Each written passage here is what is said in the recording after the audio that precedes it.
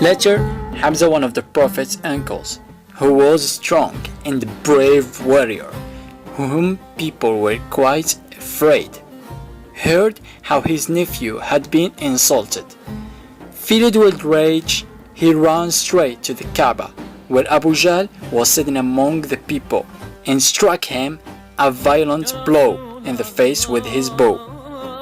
The lion Hamzah then shouted, "Will you insult him when I follow his religion? And I say what he says? Hit me back if you can." Some people got up to help Abu Jahl, but he stopped them, saying, "Leave Hamzah alone, for by Allah, I have insulted his nephew badly."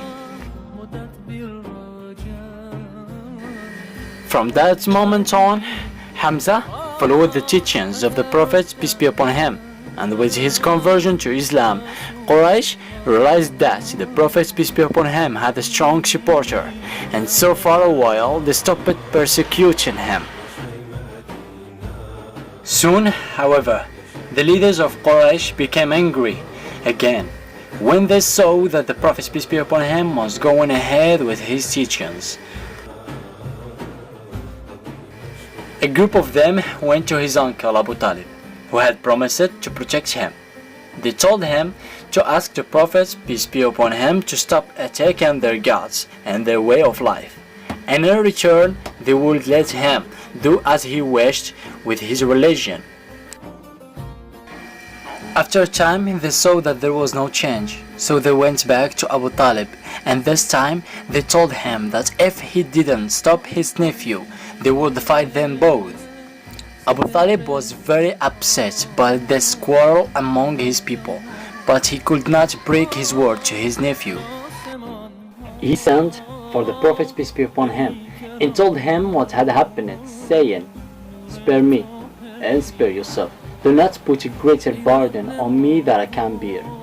The Prophet, peace be upon him, thought that his uncle might abandon him and that he would no longer have his support, but nevertheless he answered, "O my uncle, by Allah, if they put the sun in my right hand and the moon in my left in return for giving up this cause, I would not give it up until Allah makes true victorious or I die in his service." Abu Talib was deeply moved by this answer. He told the Prophet, peace be upon him, that he would support him for as long as he lived, and encouraged him to go on spreading Allah's message. From that time on, however hard the leaders of Quraysh tried to convince Abu Talib to stop protecting his nephew, he always refused to listen to them in order to get rid of the Prophet, peace be upon him, and his followers. His enemies started persecuting those Muslims who were poor or weak, or had no powerful friends. One such person was Bilal, the slave of Umayyah ibn Khalaf.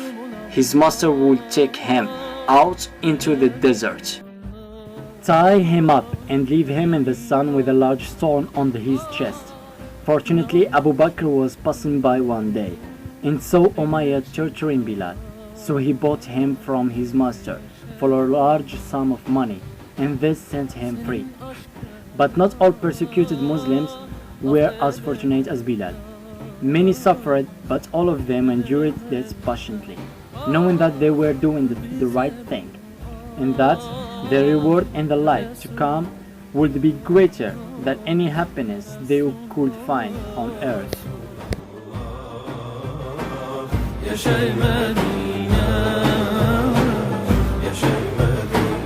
So this is it. Until the next episode, don't forget to subscribe and share. Follow my only Facebook page. Till then, see you well, and assalamu alaikum.